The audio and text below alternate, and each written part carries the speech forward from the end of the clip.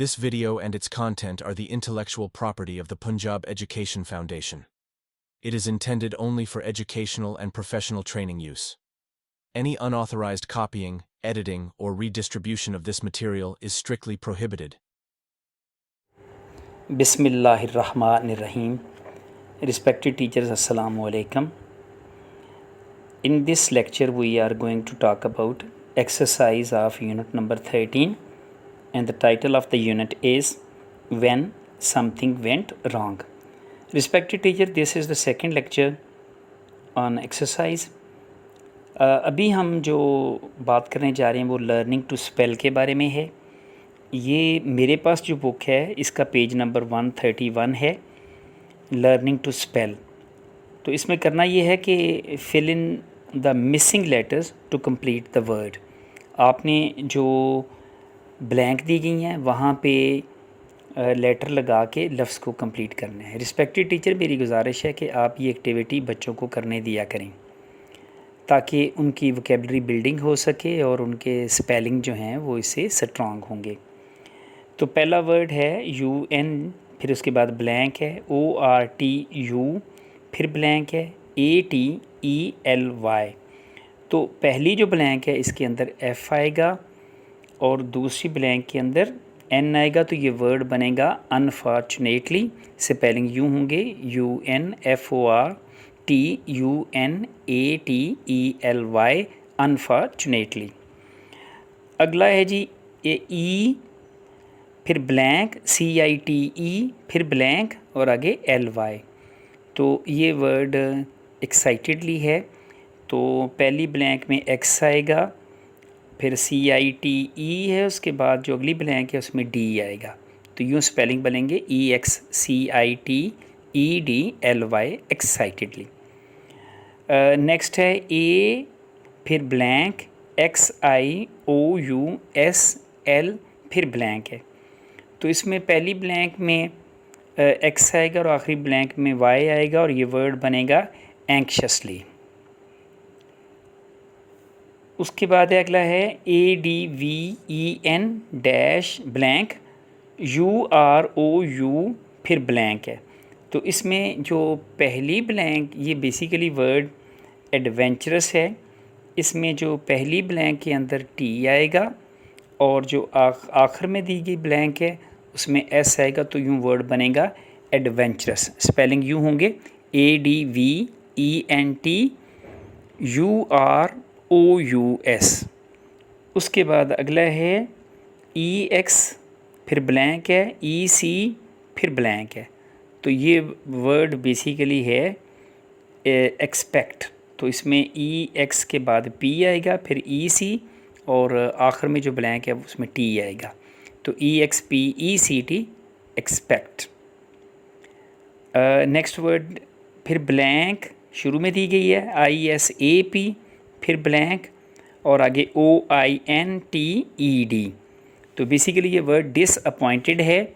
तो शुरू में D आएगा और जो दरमियान में ब्लैंक दी है उसमें P आएगा. तो यूँ स्पेलिंग बनेंगे DISAPPOINTED, डिसअपॉइंटेड. ओके. नेक्स्ट हमारा है जी ग्रामर का पोर्शन है. ग्रामर में टेंस दिया है simple past tense. Respected teachers, simple past tense इसमें ये कहा गया है कि read the given sentences and notice the structure of simple past tense. तो इसमें उन्होंने सिंपल पास्ट टेंस के बारे में बताया है कि सिंपल पास्ट टेंस कहा गया है कि simple past tense expresses an action that happened in the past. तो सिंपल पास्ट टेंस उन फ़िक्रों को ज़ाहिर करता है जो माजी में हुए हों. क्योंकि ये टेंस जो है वो पीछे भी डिस्कस हो चुका है पीछे एक लेसन में, तो हम इसके ऊपर कंप्रीहेंसिव बात नहीं करेंगे. तो बस इतना बता देते हैं कि जो सिंपल पास्ट टेंस है ये उन कामों को ज़ाहिर करता है जो माजी में हुए हों. और उर्दू में इनके फ़िक्रात के आखिर में आम तौर पर बड़ी ये अलफ आता है, जैसे वो आया, वो गए। और इस सिंपल पास्ट टेंस को आप पास्ट इंडेफिनिट टेंस भी कहते हैं। हमारे यहाँ जो सब कॉन्टिनेंट की बुक्स हैं इसमें पास्ट इंडेफिनिट टेंस है, और जो फॉरेन बुक्स हैं जैसे ब्रिटिश काउंसिल की बुक्स हैं या कैम्ब्रिज की बुक्स हैं, ऑक्सफोर्ड की बुक्स हैं, तो वहाँ पे आपको सिंपल पास्ट टेंस मिलेगा। तो हमारे जो सब कॉन्टिनेंट हैं यहाँ पे पास्ट इंडेफिनिट, तो ये दोनों सिनोनिमस हैं। ये मैं पिछले लेसन्स में भी बात हो चुकी है। तो इसमें करना ये है कि सेकंड फॉर्म लगानी है। जैसे ये पहला फ़िक्रा है, हफ्सा गाट हर पार्सल। इसमें देखें कि सबसे पहले सब्जेक्ट है, उसके बाद second form of the verb, और उसके बाद ऑब्जेक्ट है। और जब इसका सिंपल पास्ट टेंस के जब हम नेगेटिव करते हैं तो डिड नॉट लगाते हैं, और उसके बाद पहली फॉर्म। तो हफ्सा ने अपना पार्सल वसूल किया, हफ्सा गाट हर पार्सल। और जब नेगेटिव इसका बनेगा, हफ्सा ने अपना पार्सल वसूल नहीं किया, तो फिर डिड नॉट के बाद पहली form, Hafsa did not get her parcel. इसी तरह से इसका जब इंट्रोगेटिव बनेगा तो क्या हफ्सा ने अपना पार्सल वसूल किया, डिड हफ्सा गाट हर पार्सल। तो यूँ जो है ये पास्ट इंडेफिनिट टेंस, जिसको हम सिंपल पास्ट टेंस कहते हैं, इसकी आपने शॉर्ट सी ब्रीफिंग देनी है। उसके बाद इसी एक्सरसाइज के अंदर जो टेंस बेसिकली इस लेसन से रिलेट कर रहा है वो है पास्ट कंटिन्यूस टेंस। आप जानते हैं कि past continuous tense is used to show an action that was happening at some time in the past। तो ये उन कामों को ज़ाहिर करता है जो माजी में हो रहे थे। और पास्ट कंटिन्यूस टेंस को पास्ट प्रोग्रेसिव टेंस भी कहा जाता है। उर्दू में इन पास्ट कंटिन्यूस टेंस के उर्दू के फ़िक्रात के आखिर में रहा था, रही थी, रहे थे या रहे थीं वगैरह आएगा। जैसे मिसाल के तौर पर कि वो क्रिकेट मैच देख रहा था, ठीक है। तो इसमें जब इंग्लिश करेंगे तो आई के साथ आई, शी, ही और इट, इनके साथ वाज लगेगा। बाकी जो वी, यू और दे, इनके साथ वर लगेगा जो हेल्पिंग वर्ब है। और इसके अंदर जो हम पहली फॉर्म के साथ आईएनजी लगाएंगे। जैसे मिसाल के तौर पर ये फ़िक्र है कि वो टीवी देख रहे थे, तो दे वर वाचिंग टीवी। जब हम इसका नेगेटिव करते हैं तो फिर इसके साथ नॉट का इजाफा होता है। वो टीवी नहीं देख रहे थे, दे वर नॉट वाचिंग टीवी। क्या वो टीवी देख रहे थे, वर दे वाचिंग टीवी। तो यहाँ पे कुछ सेंटेंसेस दिए हैं, वो हम टेक्स्ट के पढ़ लेते हैं। इसमें लिखा हुआ है Hafsa was reading her story book, Hafsa was not reading her story book, was Hafsa reading her story book. तो एक दफ़ा हम इसके स्ट्रक्चर पे बात कर लेते हैं कि जो अफर्मेटिव, जिनको पॉजिटिव सेंटेंसेस भी कहते हैं, इसमें सबसे पहले सब्जेक्ट आएगा, यानी ही, शी, इट या आई, वी, यू, दे या कोई भी नाउन या प्रोनाउन है वो लगेगा। उसके बाद वाज या वर लगाएंगे।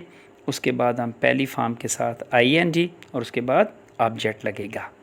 और जब नेगेटिव होगा तो फिर वाज वर के बाद नॉट लगेगा। बाकी सारा स्ट्रक्चर उसी तरह रहेगा। जैसे ये कि हफ्सा किताब नहीं पढ़ रही थी, Hafsa was not reading her story book.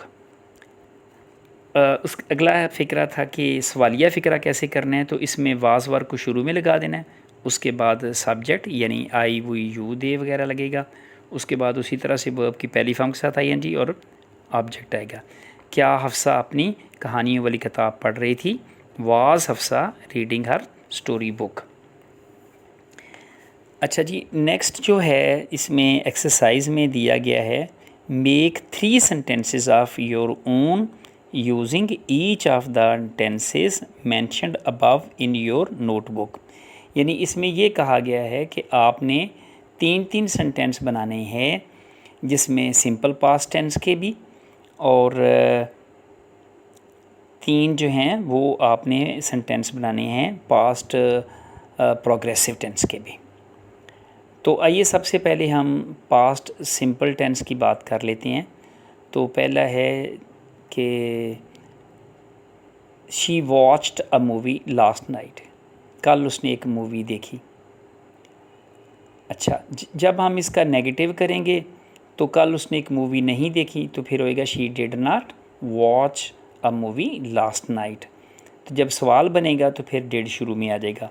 क्या उसने कल रात एक मूवी देखी? Did she watch A movie last night. तो यूँ इसके जो हैं वो पास्ट हमने सिंपल सेंटेंस के 3 सेंटेंस बना लिए हैं। उसके बाद आ जाता है past continuous tense. Past continuous tense, वो एक किताब पढ़ रही थी। तो इसमें देखें कि उर्दू के फ़िक्रात के आखिर में रहा था, रहे थे आया, she was reading a book. जब इसका नेगेटिव होगा, वो किताब नहीं पढ़ रही थी, she was not reading a book. तो इसका हम इंट्रोगेटिव करेंगे, तो क्या वो किताब पढ़ रही थी? Was she reading a book. तो यूँ हमने इस सेंटेंस के हमने 3 जो हैं वो सेंटेंस पास्ट प्रोग्रेसिव टेंस के बना लिए हैं। चलें एक आध एग्जांपल हम और कर लेते हैं। जैसे वो फुटबॉल खेल रहे थे, दे व प्लेइंग फुटबॉल, ये अफर्मेटिव सेंस है, अफर्मेटिव सेंटेंस है। वो फुटबॉल नहीं खेल रहे थे, दे वर नॉट प्लेइंग फुटबॉल। क्या वो फुटबॉल खेल रहे थे? वर दे प्लेइंग अ फुटबॉल।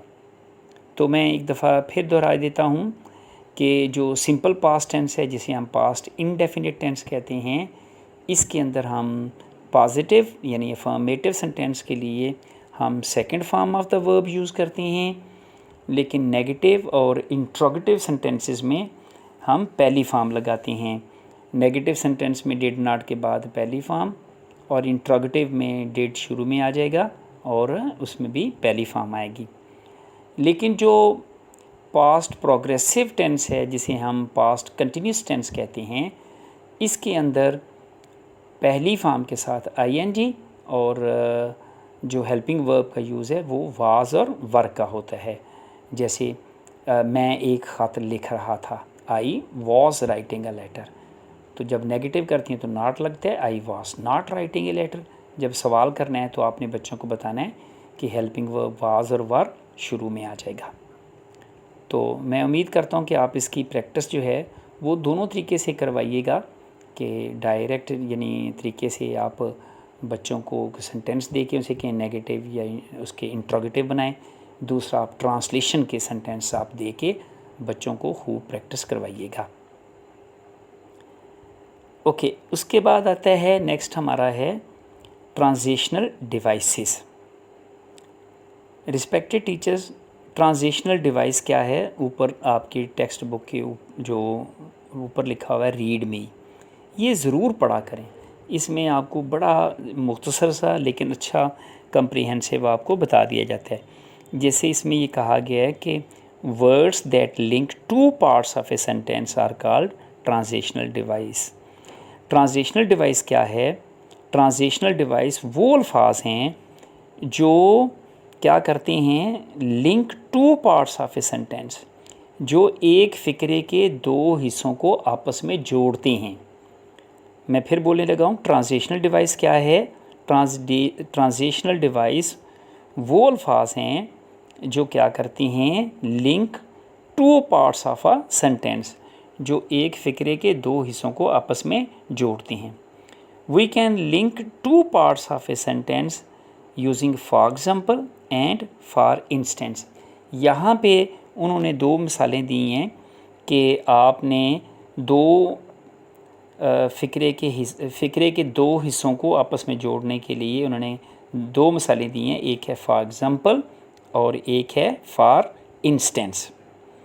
जैसे मिसाल के तौर पर इसमें पहला फ़िक्र है I like to eat healthy fruits and vegetables.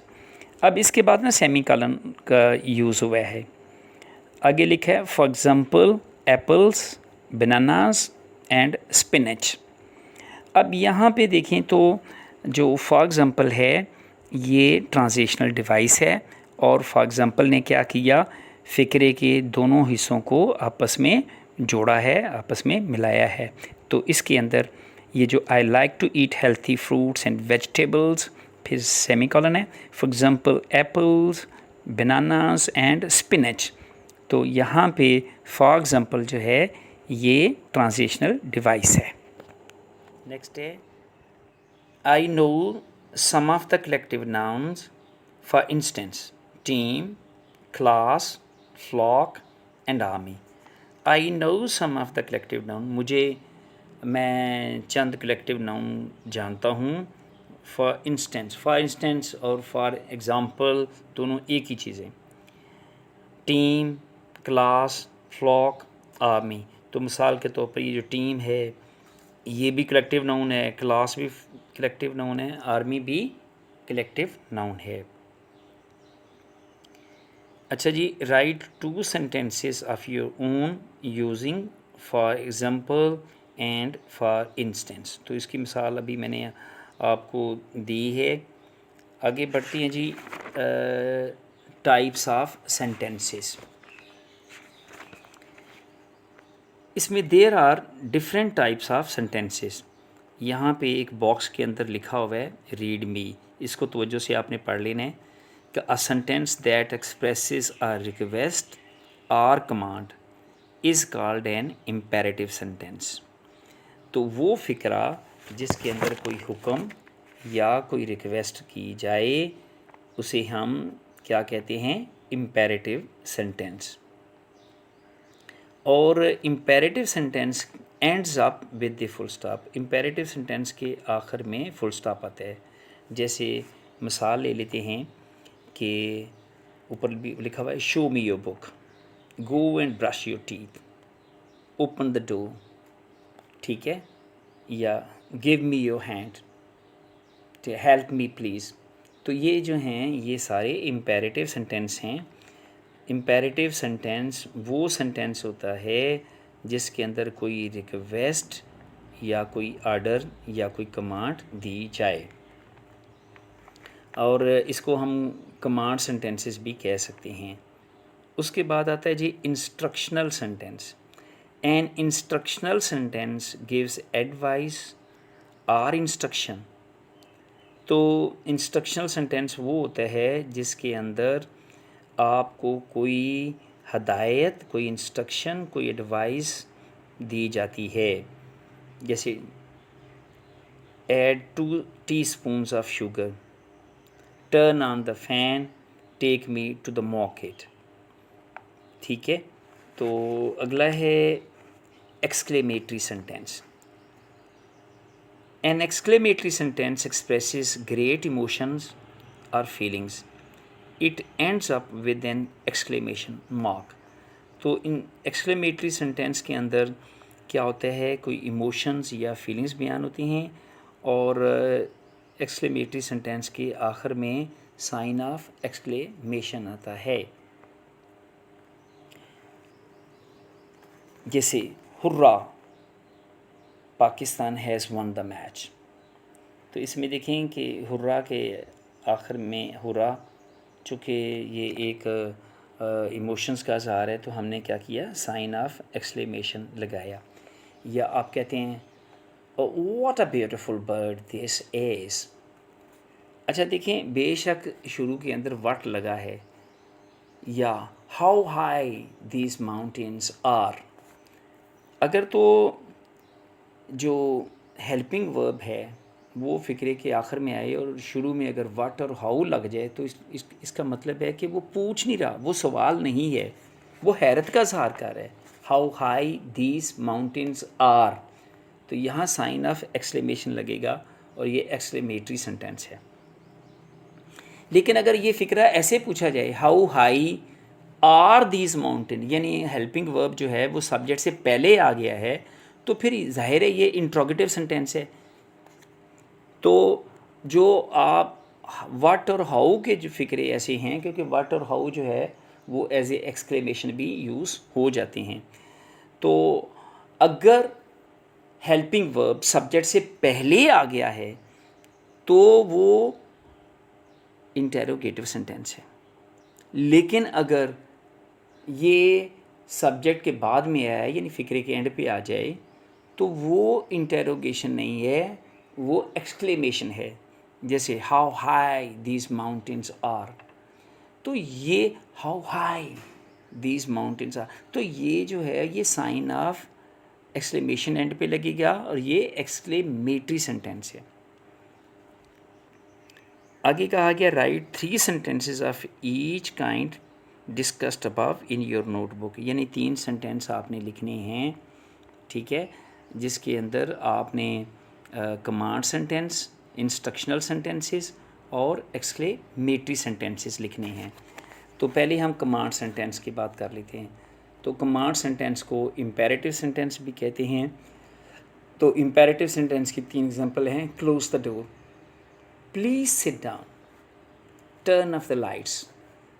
तो इनके अंदर इम्पेरेटिव सेंटेंस या कमांड सेंटेंस के अंदर कोई हुक्म या रिक्वेस्ट की जाती है।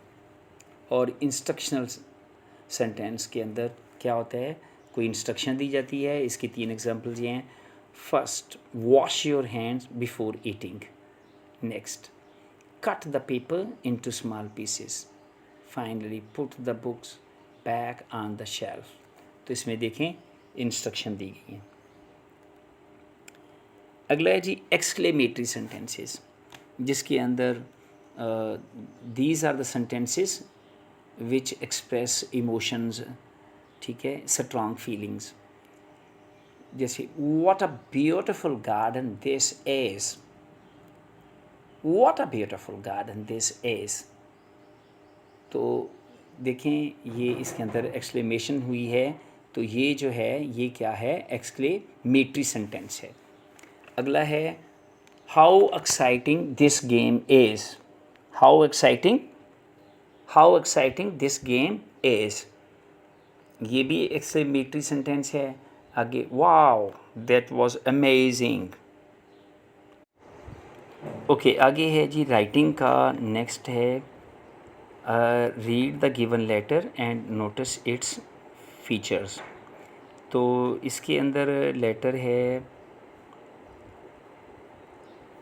पहले देखें तो राइट पहला जो पार्ट है Hafsa house number 271 sector B Faisalabad, ये राइटर्स एड्रेस है, ये टॉप पे है। उसके नीचे जो रिसीवर एड्रेस यानी जिसको हम ख़त लिख रहे होते हैं, तो इसमें XYZ कामा अथॉरिटी फैसलाबाद डॉट, ये जो है ये जिसको लेटर लिखा जा रहा है।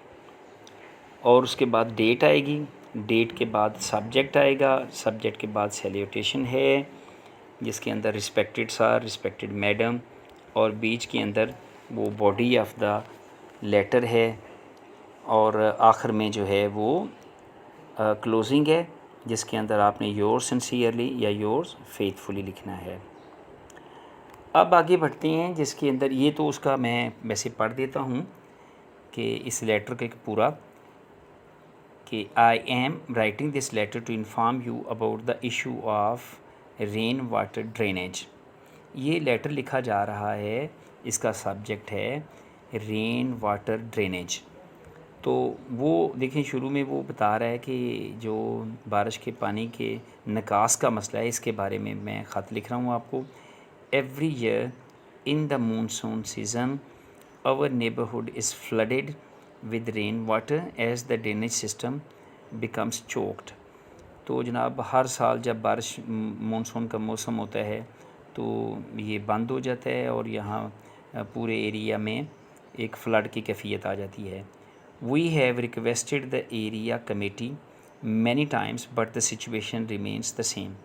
कई दफ़ा हमने कमेटी को भी बताया है लेकिन कोई फ़ायदा नहीं हुआ। Our lives have become difficult and there is the real danger of disease breakout badly in our neighborhood। तो यहाँ ख़तरा है कि जैसे गंदा पानी खड़ा है तो कोई ना कोई वबा फूट सकती है। Please consider this issue giving it the highest priority. तो हम आपसे रिक्वेस्ट कर रहे हैं कि इस मसले को हल किया जाए। अच्छा, ये और आखिर में आपने योर सिंसियरली और नीचे वो उसने नाम लिखा है और साइन किए हैं। ये एक फॉर्मल लेटर का एक पैटर्न है।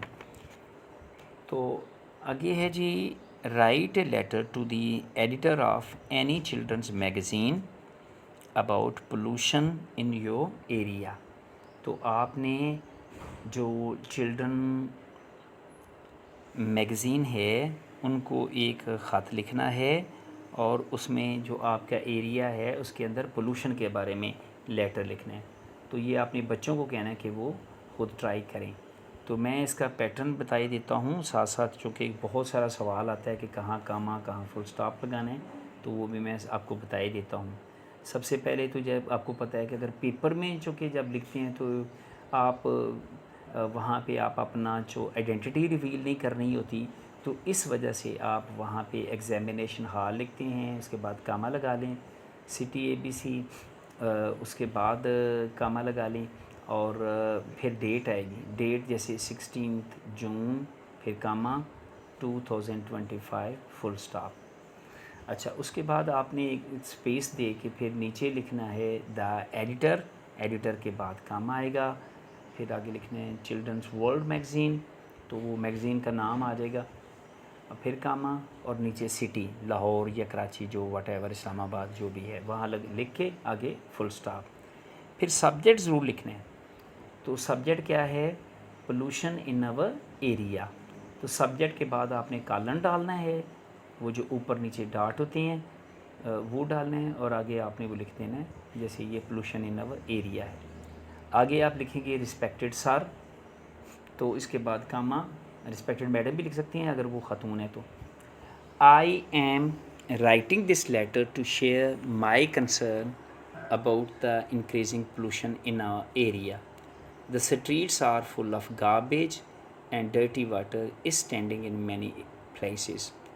This pollution is causing many diseases like dengue and malaria. Through your magazine, I want to request the authorities to take action. They should clean the streets regularly and make proper arrangements for garbage collection. तो through your magazine, आपके magazine के ज़रिए से I want to request the authorities, मैं मुतलका हुकाम से गुजारिश करना चाहता हूँ कि टू टेक एक्शन, कि इसके लिए कुछ करें। They should clean the streets, करना क्या है कि वो हमारी गलियों को सफाई करें रेगुलरली, बाकायदगी से, and make proper arrangement for garbage collection, और कूड़ा करकट को इकट्ठा करने का मुनासिब इंतज़ाम करें। We should also teach children not to throw trash on roads, और बच्चों को भी बताना चाहिए कि वो कूड़ा करकट जो है वो सड़कों पर मत फेंके। I hope you will publish my letter in your magazine to spread awareness among children, और मैं उम्मीद करता हूँ कि आप मेरा ये लेटर जो है वो अपने मैगज़ीन में छापेंगे ताकि बच्चों के अंदर भी आगाही बेदार हो। योर्स ट्रूली, नीचे आप वो नाम लिखेंगे और साइन कर देंगे। तो ये जो है ये एक letter to the editor making an awareness among the children and converting the attention of the concern authorities to take action against the problem. तो जो फॉर्मल लेटर हैं, जैसे मैं पहले अर्ज़ कर चुका हूँ, ये जो आप लेटर टू द एडिटर लिखते हैं ये भी फॉर्मल लेटर कंसीडर होता है। अगर आप प्रिंसिपल को एप्लीकेशन लिखते हैं, एप्लीकेशन कोई सिक लीव है या अर्जेंट वर्क की है, तो ये जो एप्लीकेशन है ये भी फॉर्मल लेटर की कैटेगरी में आता है। और जो लेटर हम किसी डिपार्टमेंट को लिखते हैं, जैसे फॉर एग्ज़ाम्पल वापडा को लिखते हैं कि जो अबाउट द ब्रेक डाउन, जो बिजली की ख़राबी के बारे में, या आप किसी डिपार्टमेंट को लिखते हैं, या अगर आप इवन एप्लीकेशन फॉर जॉब लिखते हैं, तो ये भी फॉर्मल लेटर की कैटेगरी में आएंगे। तो मेरी आपसे गुजारिश है कि आप बच्चों को पहले तो फॉर्मल लेटर कुछ पढ़ने दें, फिर आप एक ना टेम्पलेट बना लिया करें। टेम्पलेट यानी जिसके अंदर जैसे ऊपर आप लिखते हैं कि क्या लिखें कि राइटर्स एड्रेस, नीचे लिख दें रिसीवर्स एड्रेस, ठीक है। फिर आप डेट, फिर सैल्यूटेशन, फिर बॉडी के अंदर आप ना कुछ लाइनें लगा दें, 4-5 लाइनें लगा दें, ठीक है। और सारी एक चीज़ मैं भूल गया, सैल्यूटेशन के अंदर आप रिस्पेक्टेड सर वैसे ही लिखने दें, रिस्पेक्टेड सर या मैडम, ठीक है। उसके बाद आप जो बॉडी है उसके अंदर 4-5-6 लाइनें लगा दें और लिख दें कि ये बॉडी है, और उसके बाद आप कम्प्लीमेंट्री क्लोज है जिसके अंदर योर्स ट्रूली या योर्स फेथफुली लिख दें। तो आप ये वाला एक टेम्पलेट बच्चों को प्रोवाइड करें और बच्चों से कहें कि इस टेम्पलेट के ऊपर आप एक फॉर्मल लेटर लिखें। तो वो आप सिचुएशन दें, बच्चे जो हैं वो ऐसा आसानी से इंशाल्लाह ताला लिख लेंगे। जबकि हमारा तरीक़ाकार ये होता है कि हम सिर्फ़ लेटर याद करवाते हैं और फिर कहते हैं लिख लें, उससे बच्चों के अंदर ख़ुद से सलाहियत पैदा नहीं होती, ठीक है। और जब वो अमली ज़िंदगी में जाते हैं, उन्हें को ख़त लिखना पड़ जाए तो वो लिख ही नहीं पाते। तो अगर आप उनकी इस तरह से ट्रेनिंग करेंगे तो इंशाल्लाह ताला वो ख़ुद से लिखने के काबिल हो जाएंगे। I thank you all.